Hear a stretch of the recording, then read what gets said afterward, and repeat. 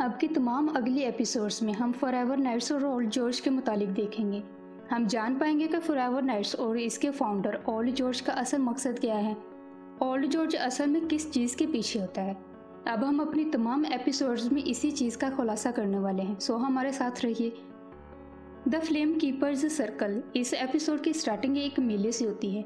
हमें एक टेंट के बाहर एक आदमी को दिखाया जाता है जो लोगों को अपनी तरफ मुतवज्जा करता है और इन्हें टेंट में एक नायाब समुद्री जानवर को देखने के लिए उकसाता है, पर कोई भी इस तरफ ज़्यादा ध्यान नहीं देता। एक कपल को टेंट में से अजीब सी आवाज़ सुनाई देती है। दोनों अंदर जाने लगते हैं कि वही आदमी इन्हें बगैर टिकट अंदर जाने नहीं देता। एक और आदमी वहाँ से गुजरता है और वो इस लड़की से टकरा जाता है।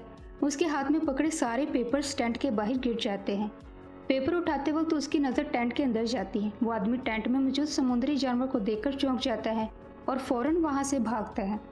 कुछ देर बाद टेंट में एसोटेरिकास आते हैं। वो टेंट वाले आदमी को मारकर उस जानवर की तरफ जाते हैं। हम देखते हैं कि एक बहुत बड़े वाटर फिश टैंक में अजीब और बहुत बड़ा ऑक्टोपस होता है। एसोटेरिकास उसको नॉलेज ब्रिंगर डैगन का नाम देते हैं। एसोटेरिकास उसको अपने साथ ले जाते हैं। उसके बाद सीन बेन पर शिफ्ट होता है।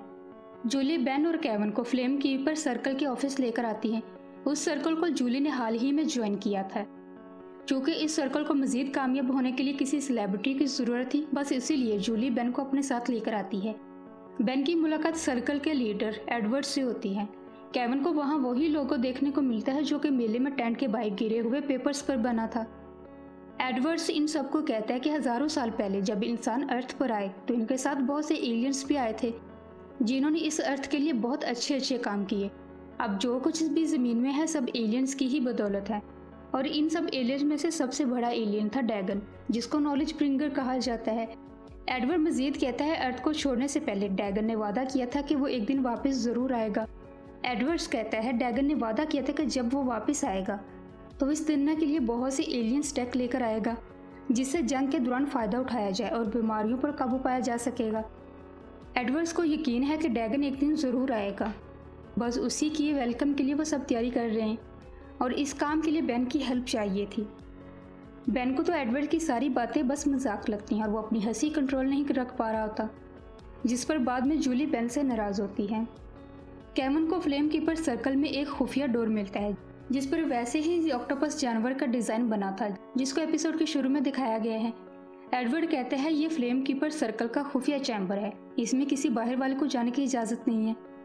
बेन उस सर्कल का हिस्सा बनने के लिए एडवर्ड को साफ साफ इनकार कर देता है।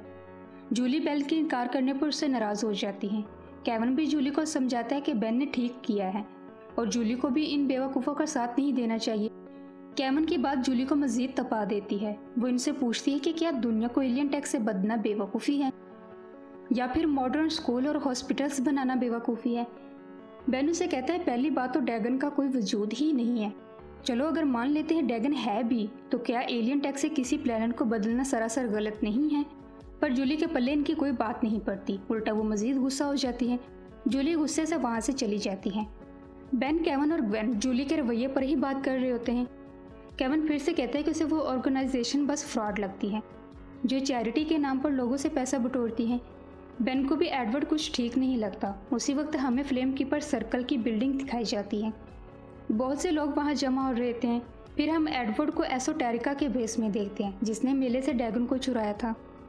एडवर्ड ने वहाँ एक मीटिंग रखी हुई होती है, तभी इस वक्त इतने लोग जमा होते हैं। ग्वेन को इत्तला मिलती है कि रास्ते में किसी ने प्लम्बर शिप को हाईजैक कर लिया है। वो ये बात बेन को भी बताती है।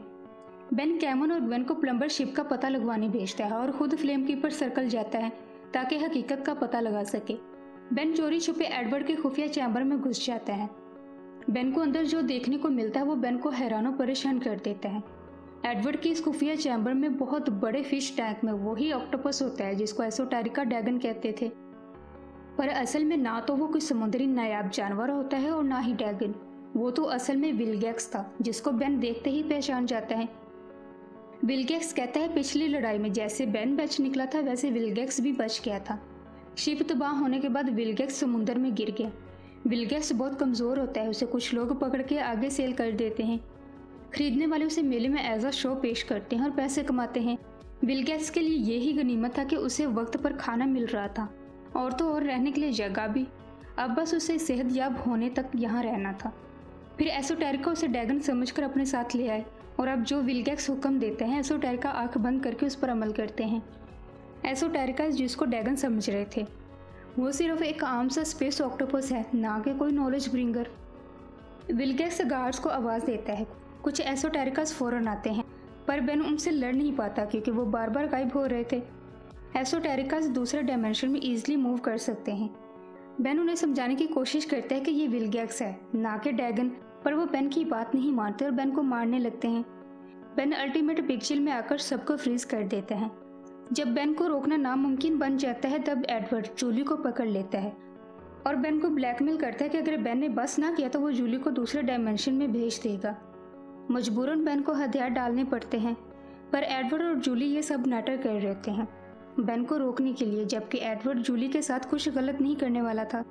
बेन को ये देखकर सदमा सा लगता है।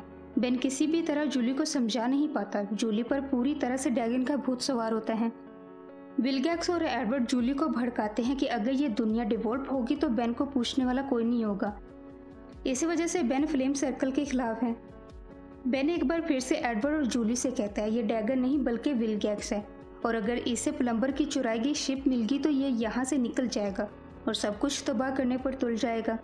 उसी वक्त कैमन और ग्वेन भी आ जाते हैं और वो भी बेन की बात की तस्दीक करते हैं। तब जाकर जूली को सब समझ आता है। विलगैक्स को जब कुछ सुझाई नहीं देता तो वो एसोटेरिका को उन सबको मिटा डालने का कहता है। एसोटेरिका से लड़ना काफ़ी मुश्किल बन जाता है क्योंकि वो किसी के हाथ नहीं आ रहे होते। बेन एको में ट्रांसफ़र होकर सब पर साउंड इफेक्ट फेंकता है। साउंड इस कदर तेज़ होता है कि चैम्बर में रखी हर चीज़ तबाह हो जाती है, यहाँ तक कि विलगैक्स का वाटर टैंक भी टूट जाता है। बेन और उसके दोस्त पानी के साथ बहकर चैम्बर से निकल आते हैं और डोर लॉक हो जाता है। पीछे एडवर्ड और इसके एसोटेरिकास को डैगन की फिक्र सताने लगती है क्योंकि पानी के बगैर उसे सांस लेना दुश्वार बन जाता है। सब एसोटेरिका बेन को भूलकर डैगन को बचाने में लग जाते हैं। एसोटेरिका डैगन से वादा करते हैं कि वो उसके लिए एक और शिप चुराएंगे।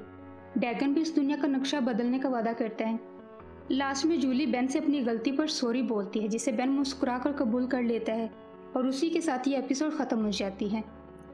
डैगन, विलगैक्स, एसोटेरिकास और फॉरएवर नाइट्स, इतने सारे दुश्मनों से बेन किस तरह मुकाबला करेगा ये सब हम नेक्स्ट एपिसोड्स में देखेंगे। तब तक के लिए टेक केयर।